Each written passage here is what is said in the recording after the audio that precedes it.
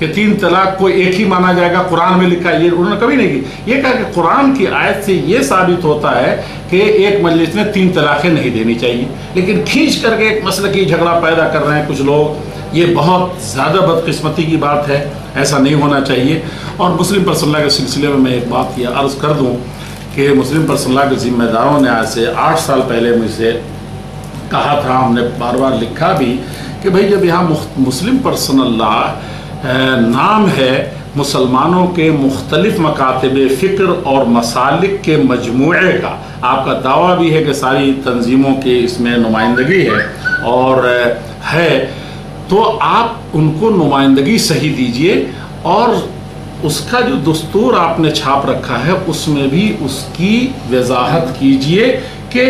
कुरान और हदीस में या ये कि मुख्तलिफ मसालिक फ़िक्र के लोगों के यहाँ फ़लाँ चीज़ भी है, फ़लाँ तरीक़ा भी है। ये सबकी मुस्लिम पर्सनल सबकी नुमाइंदा है, तो सबकी नुमाइंदगी दस्तूर में भी होनी चाहिए। ये चीज़ उन्होंने हमसे कहा था हमारे मुतालबे पर, तो उन्होंने कहा मुझसे तलब किया था कि आप अहले हदीस का नुक्ता नज़र दे दीजिए। हमने शियों से भी मांग लिया, हमने फ़लाँ से भी मांग लिया है और हम जल्द ही उसको ले आएंगे। हमने आज से तकरीबन 4 साल पहले मुकम्मल तौर पर मरकज़ी जमीयत अहले हदीस की तरफ से अहले हदीस के नुक्ते नज़र को जो पर्सनल लॉ से मुतल्लिक़ हो सकता है उसको दे दिया था, लेकिन अब तक मुस्लिम पर्सनल लॉ की तरफ से किसी पेशकदमी की और उस किताब में छापने की या कहीं बताने की तो दूर की बात है। बाज़, मैं सबको नहीं कहता, बाज़ लोग बिल्कुल गैर जिम्मेदाराना बयान दे रहे हैं और जो कुरान हदीस एक फ़िक़्ह को लेके बैठे हुए हैं, लेकिन गले फाड़ के ऐसे मौके से कहते हैं ना कुरान में ना हदीस में है। ये कितनी बड़ी ज़्यादती है। तो ये चीज़ बिल्कुल नहीं होनी चाहिए। इस वक्त लोग उलझाना चाहते हैं जब मिल्लत को, तो ख़ास तौर पर जो मुस्लिम पर्सनल लॉ में हैं, मिल्लत के किसी तरीके से वो एक अहम जगह पर हैं, तो उस उलझाव को ऐसे बचने की भी बात करें और दूसरे 1-2-3 उलझाव और रख दें कि खामखा कोई बोले। तो मैं कई दिनों से मुझे फ़ोन भी आ रहे हैं, उल्टे सीधे बयानात जो आए हैं वो भी आ रहे हैं, उन सब को के बावजूद भी मैं सब्र कर रहा हूँ, मीडिया से कतरा रहा हूँ। लेकिन आज आपने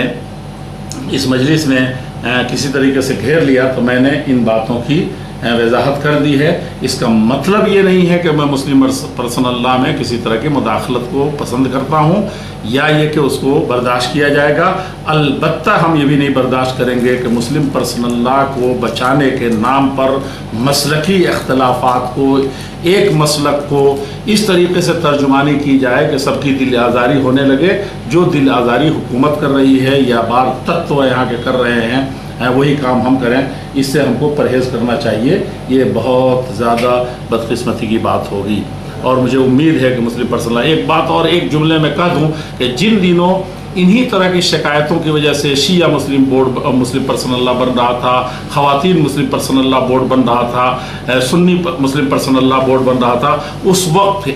आप जानते हैं कि हिंदुस्तान का कोई कोना नहीं जहाँ अहले हदीस न बसता हो और माशाल्लाह क़ुव्वत के साथ बसते हैं, अपने मसलक पर कारबंद हैं, देश के लिए मुफीद हैं। उनका मुस्लिम पर्सनल लॉ बनना बहुत आसान था क्योंकि बहुत मुनज़्ज़म है। वो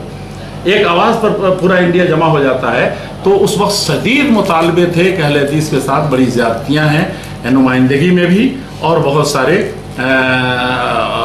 मसलक के सिलसिले में भी, लेकिन हमने उस मौके से भी बहुत दूरअंदेशी के साथ उसको जो टुकड़े टुकड़े हो रहा था मज़ीद टुकड़ा होने की तरफ कोई इक़दाम नहीं किया, बल्कि उस वक्त हमने उसकी तायीद में कि नहीं ये इज्तिमाइयत रहनी चाहिए